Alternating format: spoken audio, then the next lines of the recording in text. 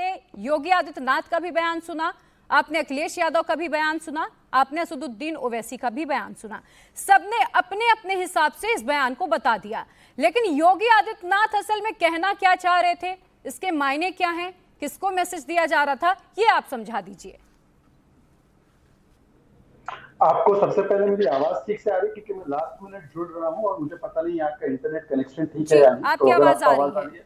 तो देखिए, बात बिल्कुल साफ है। जो संविधान की लाल डायरी लेकर इधर उधर भागते हैं, जो अल्पसंख्यकों के अधिकार के लिए माथापच्ची करते हैं देश में, जो ऑल आइज ऑन गाजा, जो 4000 किलोमीटर दूर मुस्लिम गाजा में बैठा है, उसके लिए उनके आंसू बहते हैं, वो 400 किलोमीटर दूर जो बांग्लादेश में हिंदुओं पर हो रही है उत्पीड़न और प्रताड़ना, उसके ऊपर एक शब्द क्यों नहीं बोल पाते? तब वहां पर उनके माइनॉरिटी राइट्स की परिकल्पना कहां चली जाती है? भारत ने तो दो टूक शब्दों में कह दिया है बांग्लादेश और उनकी सरकार से। प्रधानमंत्री नरेंद्र मोदी जी ने भी अपने ट्वीट में साफ साफ कह दिया है कि हिंदुओं पर उत्पीड़न अत्याचार नहीं होना चाहिए। पर मुझे बता दीजिए कि जो CWC रेजोल्यूशन पारित होता है पैलेस्टाइन पर, CWC रेजोल्यूशन हिंदुओं पर क्यों नहीं होता बांग्लादेश में? और ये वही लोग हैं जिनके पास सलमान खुर्शीद, सज्जन वर्मा, मणिशंकर अय्यर जैसे नेता हैं, जो कहते हैं, खुलेआम कहते हैं कि जो बांग्लादेश में हुआ वो भारत में भी होना चाहिए, मतलब कि हिंदुओं पर इसी प्रकार का अत्याचार होना चाहिए। और दूसरी बात, देखिए, आज जो बात करते हैं ना कि हिंदुओं को किस प्रकार से जातियों में बांटना है, अब बांग्लादेश की स्थिति को देख लीजिए। वहां पर ज्यादा से ज्यादा जो हमले हो रहे हैं वो दलितों पर, क्योंकि बांग्लादेश में ओबीसी और दलित समाज के लोग रहते हैं। आज जो भी है पीडीए की बात करने वाले, दलित की बात करने वाले, SC ST OBC की बात करने वाले, वो वोट बैंक के सामने ऐसे नतमस्तक हो जाते हैं, ऐसे नतमस्तक हो जाते हैं कि यहाँ पर मोहित खान 12 साल की निषाद बच्ची का बलात्कार करता है तो मोहित खान पर भी कार्रवाई नहीं करते, ना बोल पाते हैं। और वहां पर भी जो अनुसूचित जाति जनजाति के लोगों पर अत्याचार होता है, और ये वो लोग हैं जो SC ST मिस इंडिया में ढूंढते हैं।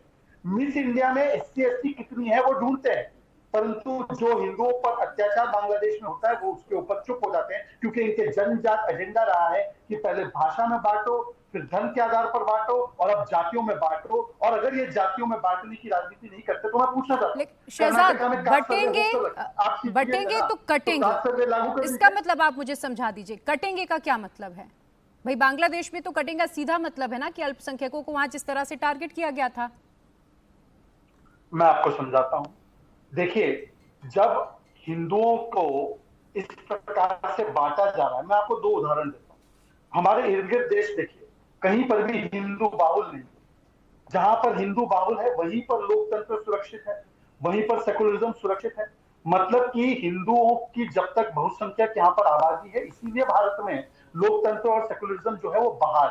वरना आप अफगानिस्तान में है लोकतंत्र सेकुलरिज्म, इराक ईरान में है, पाकिस्तान में है, नहीं है ना। तो मैं आज सिर्फ इतना पूछना चाहता हूं कि क्या हिंदुओं को बांटकर यहाँ पर लोकतंत्र को कमजोर करने की कोई साजिश कर रहा है? अगर नहीं है ऐसा तो मुझे बता दीजिए कि जो बातें ये लोग देश भर में करते हैं जाति में बांटने की, कास्ट सर्वे कर्नाटका में हो रखा है, परंतु उस पर एक शब्द नहीं बोलते। इनसे पूछिए कि एक शब्द नहीं बोलते, हिमाचल में कास्ट सेंसस और कास्ट सर्वे की बात क्यों नहीं कर पाते? मुझे पता है तहसीन पूनावाला अनर्गल तर्क देंगे, वो तो कांग्रेस से है भी नहीं। कांग्रेस का ऑफिशियल स्टैंड में पूछना तो आज कांग्रेस ऑफिशियली क्यों नहीं आई है इस डिबेट? ठीक है, अगर उसके पास छिपाने वाली तहसीन इसका जवाब देंगे, पूनावाला हर चीज को डाइवर्ट करेंगे, और मैं नहीं चाहता कि कांग्रेस के पोजीशन से डाइवर्ट हो। आज कांग्रेस पार्टी से पूछिए कि जो बयान वो पूरे देश के लिए देते हैं, कहां पर है उनका कास्ट सर्वे कर्नाटका का? अगर वो इस बात पर अडिग है, मिस इंडिया की कास्ट खोजने वाले बताएं कि जब प्रेसिडेंट ऑफ इंडिया बनाने की बात आई आदिवासी समाज से तो उन्होंने समर्थन क्यों नहीं दिया?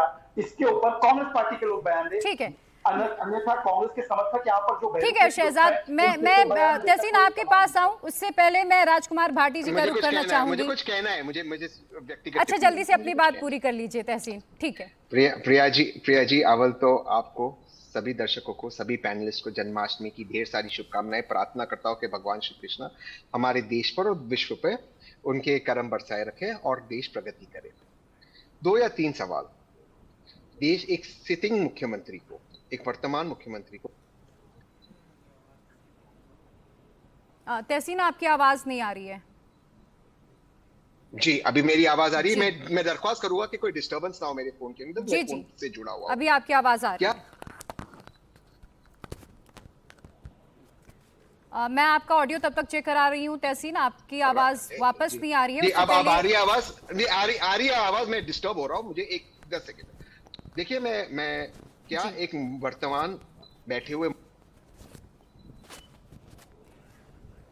तहसीन, एक बार हम आपका ऑडियो दुरुस्त कराने की कोशिश करें, तब तक मैं राजकुमार भाटी जी का रुख कर लेती हूँ। राजकुमार जी, कौन बांटने की राजनीति कर रहा है? नहीं, मेरा सवाल भी यही होने वाला था जो आप कह रही हैं। एकता की बात करना बहुत अच्छी बात है। एक बनेंगे, एक रहेंगे तो नेक रहेंगे, ये वाक्य मुझे बहुत अच्छा लगा। लेकिन इसके पीछे की जो नीयत है वो सब देख रहे हैं कि इसकी नीयत क्या है। जब हम एकता की बात करें, हमारा संविधान भी एकता की बात करता है। व्यक्ति की गरिमा और राष्ट्र की एकता अखंडता सुनिश्चित करने वाली बंधुता बढ़ाने के लिए हमारा संविधान बना है। तो जब हम बात करते हैं एकता की, तो पूरे भारतवासियों की एकता की बात होनी चाहिए नहीं। और जो किसी जाति विशेष या किसी धर्म विशेष की एकता की बात करते हैं, उनकी नीयत में दोष होता है, उनकी नीयत में खोट होता है, वो किसी न किसी के प्रति हमलावर हैं। अब मान लिया योगी आदित्यनाथ जी हिंदू एकता की बात कर रहे हैं, चलो अगर उनकी इस बात से भी सहमत हुआ जाए तो योगी आदित्यनाथ जी को इस बात का जवाब देना चाहिए कि जब उन्होंने मुख्यमंत्री आवास में प्रवेश किया तो उसे गंगा जल से क्यों धुलवाया था? क्या श्री अखिलेश यादव जी हिंदू नहीं है? अभी जब पीछे लखनऊ में एक छेड़छाड़ की घटना हुई तो योगी आदित्यनाथ ने केवल विधानसभा के अंदर दो ही लोगों का नाम क्यों लिया, एक यादव और एक मुसलमान? शहजाद, मैं आऊंगी क्या आपके पास। उन्हें हिंदुओं से अलग मानते हैं वो? उसमें और दूसरे लोग जो थे उनके नाम क्यों नहीं लिए? और योगी आदित्यनाथ के से सबसे बड़ा सवाल तो यह कि आपसे उत्तर प्रदेश तो संभाला नहीं जा रहा, पुलिस लूट कर रही है, अधिकारी जांच करने के लिए जाते हैं तो एसओ दीवार कूद के भाग जाता है। नोएडा में पुलिस जो है कैब ड्राइवर को लूट लेती है, महिला को लूट लेती है, कहीं पुलिस से परेशान होकर लड़कियां आत्महत्या कर रही हैं, मुख्यमंत्री आवास के सामने महिलाएं पेट्रोल डालकर आग लगा रही हैं। उत्तर प्रदेश में बाढ़ की समस्या बनी हुई है 30-40 जिलों में, आपसे उत्तर प्रदेश संभाला नहीं जा रहा, आप अंतर्राष्ट्रीय नेता बनने के बहम में हैं।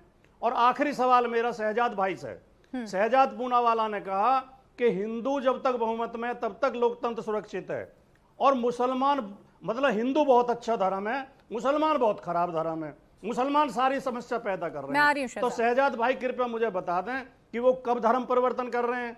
अगर हिंदू इतना श्रेष्ठ धर्म है और मुसलमान इतना खराब धर्म है तो आप कब धर्म परिवर्तन कर रहे हैं? ठीक है। या लोगों को गुमराह करने के लिए, लोगों में नफरत फैलाने के लिए, भारतीय जनता पार्टी की खराब बातों का समर्थन करने के लिए आप इस तरह का बयान देते हैं?